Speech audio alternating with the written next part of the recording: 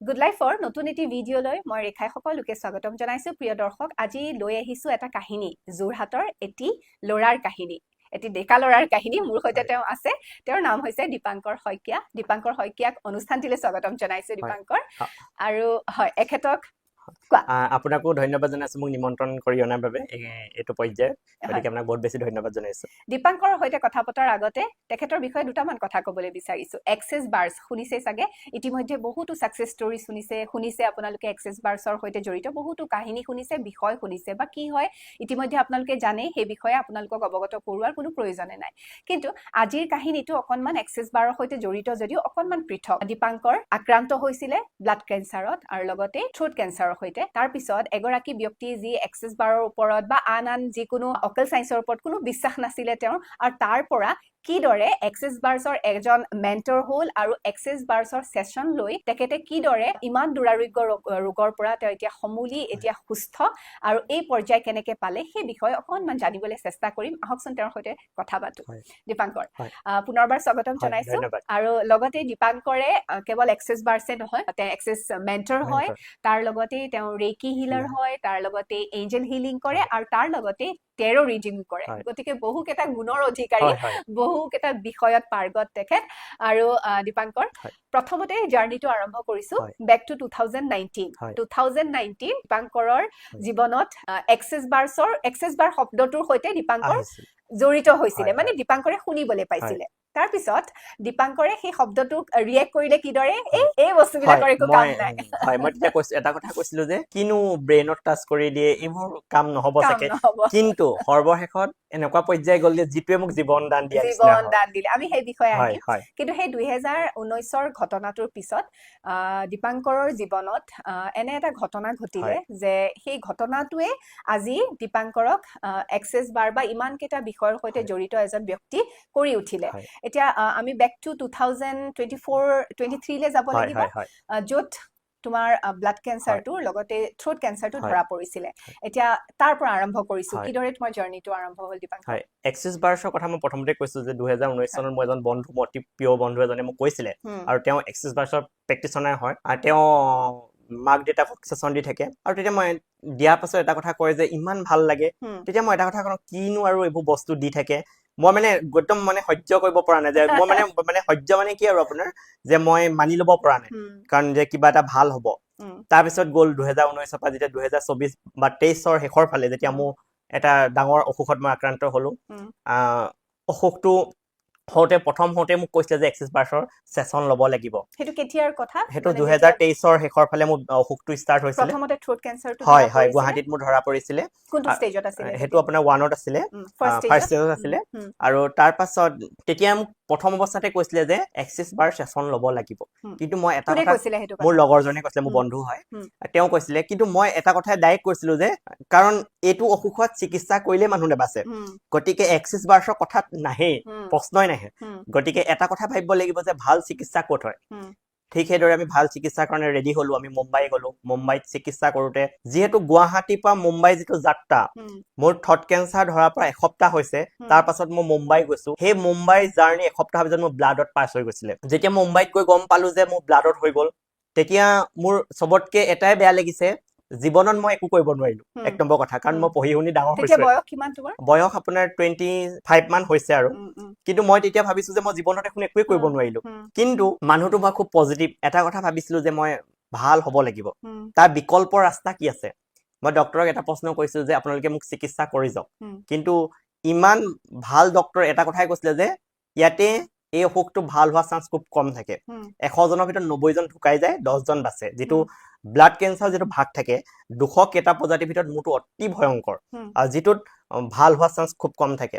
তাৰ পাছত মই খুব সাহসেৰে ট্ৰিটমেন্ট কৰিলো মুম্বাইত থাকিলো মুম্বাইৰ পৰা মই গুৱাহাটীত আহি ট্ৰিটমেন্ট কৰিলো তাৰ পাছত যেতিয়া লগৰটোৱে আকৌ ক'বলৈ ধৰিলে যে এক্সেছ বাৰ সেশন ল'ব লাগে তই কাৰণ ল'বই লাগিব যিকোনো এক্সেছ বাৰ সেশন ল তেতিয়াও মই এটা কথা কৈছিলো এইবোৰ কথা নানিবিয়ে তই এইবোৰ কথা তই নানিবিয়ে কাৰণ চিকিৎসা কৰিব লাগে তাৰ পাছত যেতিয়া মই সেশন ল'বলৈ ধৰিলো সেই মোৰ সপ্তাহে সপ্তাহে যিটো টেষ্ট ল'বলগীয়া পৰিমাণ মোৰ এনেকুৱা এটা পৰ্যায় গৈছিলে যিটো গুৱাহাটীত মই সপ্তাহে সপ্তাহে টেষ্ট ল'ব লাগে আৰু টেষ্ট নললে আপুনি মানে বচা চান্স নাথাকে তাৰ পাছত মই সেশন লোৱাৰ ফলত প্ৰথম যিটো সেশন লৈছিলো তাত মই এটা যিটো মোৰ গোটেই গাত বিষ আছিলে সেই বিষটো মোৰ নাইকিয়া হৈ গ'ল তেতিয়া মই এটা প্ৰশ্ন কৰিছিলো যে কিবা এটা আছে নে কৈছিলো মই লগতো কৈছিলো কিবা এটা আছে কিন্তু তাৰ পাছত মই যেতিয়া এক্সিছ বাৰ ললো মানে লৈ পেলানি চেচন লৈ মই ঘৰ যাওঁ আকৌ ব্লাড ল'বলৈ গুৱাহাটী আহোঁ চেচন লওঁ আকৌ ঘৰ যাওঁ যিহেতু তেতিয়া আপাৰ আছামৰ প্ৰেক্টিচনাৰ নাছিলে এক্সিছ বাৰ্ছৰ কাৰণ বস্তু চিনিয়ে নাপায় তাৰ পাছত মই চেচন ল'বলৈ ধৰিলো সেই মই যে এসপ্তাহত যে এবাৰ টেষ্ট ল'বলগীয়া সেইটো দুসপ্তাহলৈ আহিলে দুসপ্তাহত এবাৰ ল'বলগীয়া হ'ল লাহে লাহে 3 সপ্তাহত এবাৰ ল'বলগীয়া হ'ল তাৰপা এমাহৰ মূৰত এবাৰ ল'বলগীয়া হ'ল তাৰপা কিছুমান ৰিপৰ্ট আমাৰ নৰ্মেল পৰ্যায়ত আহিবলৈ ধৰিলে লাহে লাহে লাহে তেতিয়া ভাবিলো যে এক্সিছ বাৰ্ছে সম্ভৱ পৰিছে যিটো ডক্তৰৰ চিকিৎসাৰ প্লাছ এক্সিছ বাৰ ললো গতিকে মই এটা সিদ্ধান্ত ললো যে মই শিকি পেলাওঁ তেতিয়া মই শিকাৰ যাত্ৰাটো আৰম্ভ হ'ল এক্সিছৰ শিকাৰ যাত্ৰাটো আৰম্ভ হ'ল আৰু টোটেল কেইটা সেশন লোৱাৰ পিছত তোমাৰ মানে অকনমান সেই এটা নৰ্মেল পইচা লাগিছিলে মিনিমাম 25-30টা মান লোৱাৰ পাছত মই এটা নৰ্মেল পইচাত আহি গৈছিলে তাৰ পাছত তথাপিও মই কণ্টিনিউ কৰি থাকিলো মিনিমাম 100টা ওপৰত সেশন লৈছো গতিকে সেই 100টা সেশনৰ ৰিজাল্ট আজি এইটো পজিটিভ গতিকে মই এটা কথাই কওঁ যিটো মানুহে মই বিশ্বাসে কৰা নাছিলো যে ব্ৰেইনত 32টা পইণ্টত চুই বাৰ্চান কৰিব আৰু বেমাৰ ভাল হ'ব তাতো ব্লাড কেঞ্চাৰ বা থ্ৰট কেঞ্চাৰ কাৰণ নৰ্মেল বেমাৰ কথা মই নকওঁ কিন্তু হয়তো সেই 19তে ছিগনেল পোৱা ছিগনেলটো এতিয়া কামত আহিলে মই তেনেকে বুলি ভাবো মোক ইউনিভাৰ্চিটি তেতিয়াই বিচাৰিছিলে কিন্তু কিবা এটা ঘটনা হ'ব লাগিব মোৰ লগত কিবা এটা মই প্ৰব্লেম পাব লাগিব তেতিয়াহে বস্তুটো আকোৱালি লোৱা হয় গতিকে মই সেই বস্তুটো পাই গলো তাৰ পাছত মই শিকিলো এতিয়া মই মেন্টৰ এক্সিছ বাৰ্ছৰ মেন্টৰ হয় যিজন মানুহে মই সম্পূৰ্ণ বিশ্বাস নকৰা মানুহজন আজি মেন্টৰ হয় এটা বিশ্বাসৰ ক্ষেত্ৰত মই কৈছো দেই মোৰো মানে মই যেতিয়া দেখো যে মোৰো বিশ্বাস নহয় তাৰ মানে মোৰ এনেকুৱা লাগে যে কিনো এইটো মানে চুই দিলেই ভাল হৈ যায় হেৰি মানে এইটো কৰবাত এনেকুৱা হৈছে নেকি যিহেতু মেন্টৰ তুমি যিহেতু মেন্টৰ সেইটো কাৰণে সুধিছো যে কৰবাত এনেকুৱা হৈছে নেকি যে এক্সিছ বাৰ্ছটোক এতিয়া বৰ্তমান সময়ত মানে ভুলকে পৰিবেশন কৰা হৈছে বা কৰবাত সেই বাৰ্ছটো দিওতে কিবা মানে অকনমান ভুল হৈছে তেনেকুৱা ধৰণৰ অনুভৱ হয় হয় এতিয়া যিখিনি নতুন প্ৰেক্টিচনাৰ কাৰণ আৰম্ভণিতে বহুত ধুনীয়া আছিলে বা শুনিবলৈ যেতিয়া পাইছিলো তেতিয়া মানে শব্দটোৱে ধুনীয়া আছিল হয় হয় হয় এতিয়া মানে কি হৈছে কিছুমান নতুন প্ৰেক্টিচনাৰ যিসকলে শিকাৰ পাছত আমাৰ এক্সিছৰ এটা নিয়ম আছে যে এক্সিছ বাৰ শিকাৰ পাছত 25 জন মানুহক ফ্ৰী সেশন দিব লাগে এতিয়া যিসকল নতুন প্ৰেক্টিচনাৰ তেওঁলোকে আজি শিকিলে নহয় গধূলিৰ পৰা পইচা ঘটিবলৈ আৰম্ভ কৰি দিলে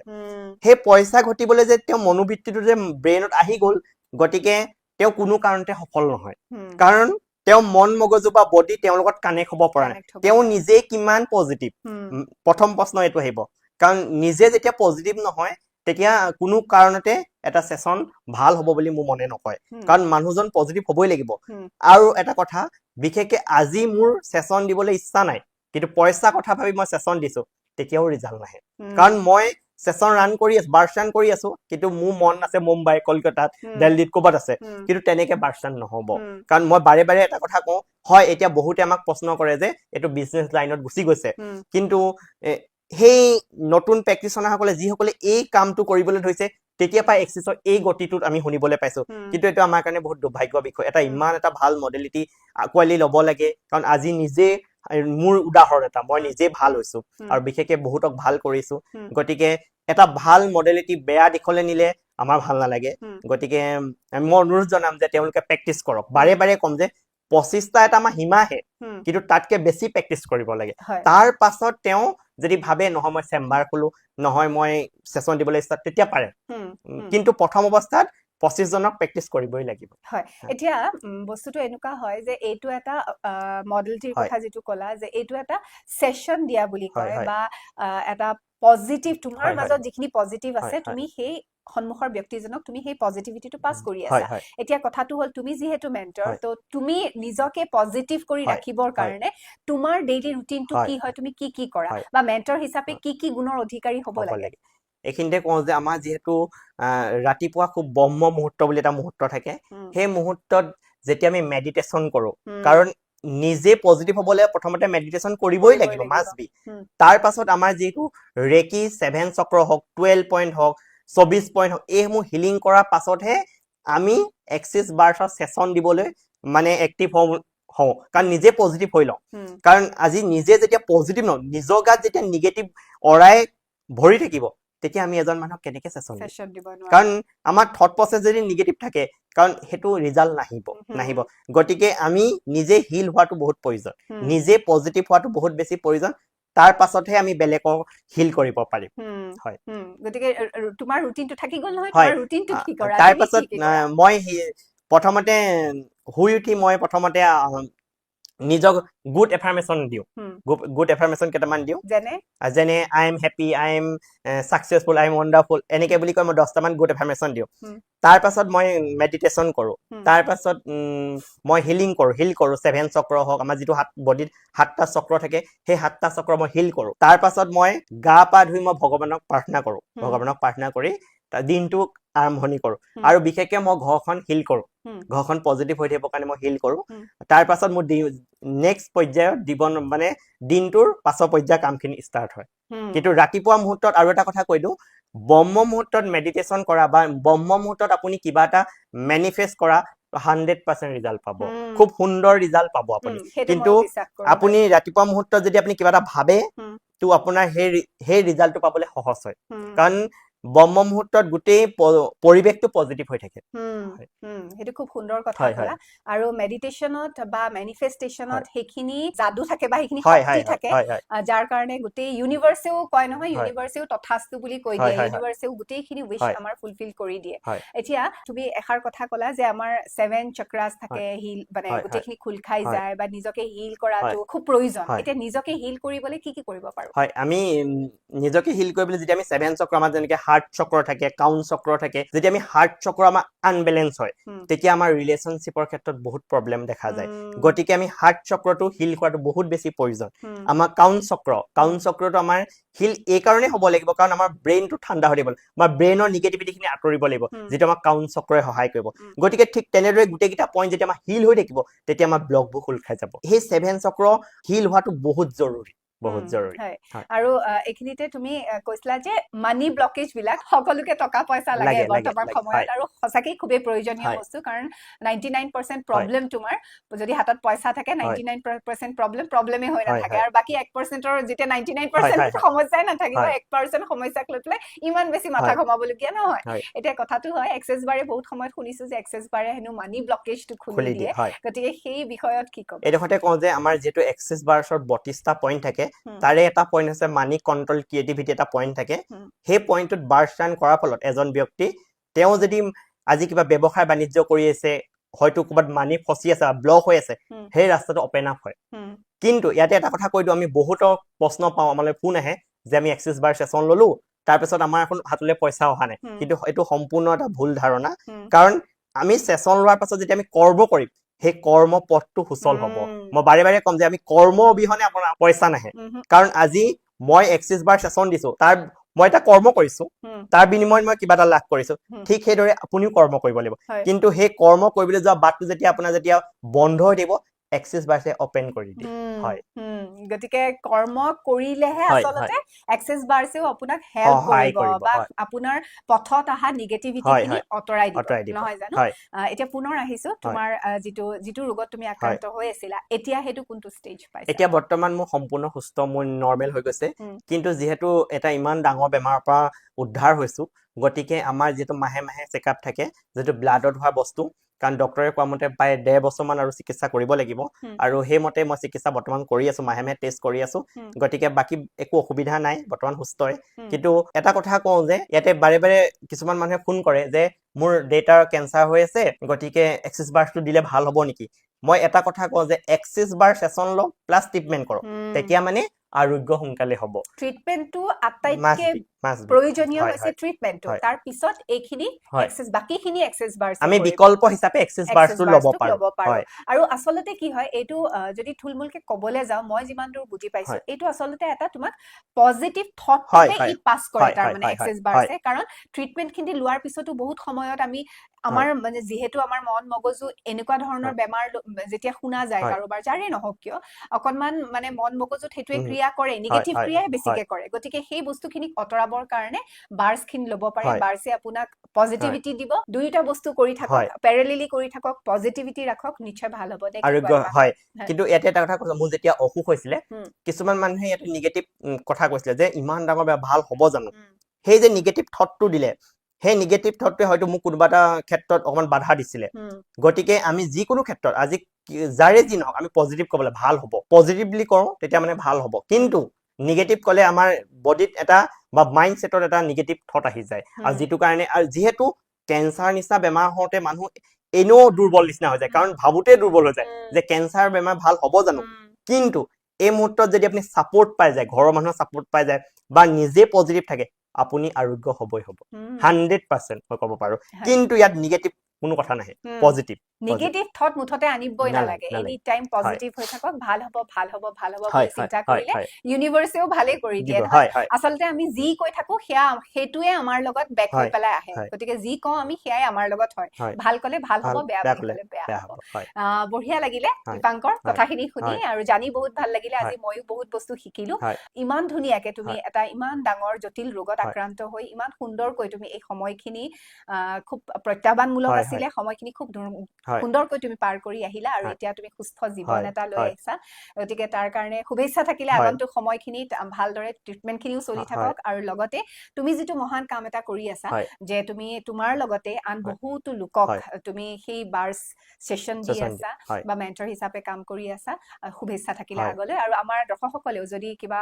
ছেছন ল'বলৈ বিচাৰিছে দীপাংকৰৰ পৰা বাৰ্ছ ল'বলৈ বিচাৰিছে বা ট্ৰেইনি হিচাপে আপুনি কিবা শিকিবলৈ বিচাৰিছে তেতিয়াহ'লে যোগাযোগ কৰিব পাৰে নম্বৰটো স্ক্ৰীনত ৰিফ্লেক্ট হৈয়ে থাকিব নোট কৰি ল'ব নে কি কোৱা দীপাংকৰ মোৰ এক্সেছ বাৰ্ছৰ ক্লাছ যিহেতু অসমৰ বিভিন্ন প্ৰান্তত চলি থাকে আৰু মই ছেছন মোৰ এখন যোৰহাটত চেম্বাৰ আছে তাত ছেছন দিয়া হয় আৰু এটা গুড নিউজ মই কৈ দিছোঁ যিসকল কেঞ্চাৰ পেচেণ্ট কেঞ্চাৰ ভুগি আছে তেওঁলোকক মোৰ ফালৰ পৰা ফ্ৰী ছেছন দিওঁ মই এইটো চবতকৈ ডাঙৰ কথা মই বিনা নিদায়ে সেই ছেছনটো মই নিজে দিওঁ গতিকে সেই ছেছনটো সুবিধা ল'ব পাৰে কাৰণ কিয় মই এই ছেছনটো দিছোঁ মই এটা কথা কৈ দিছোঁ কেঞ্চাৰত যেতিয়া আক্ৰান্ত হয় এটা পৰিয়াল টকা পইচা ফালৰ পৰা সমস্যাৰ সন্মুখীন হয়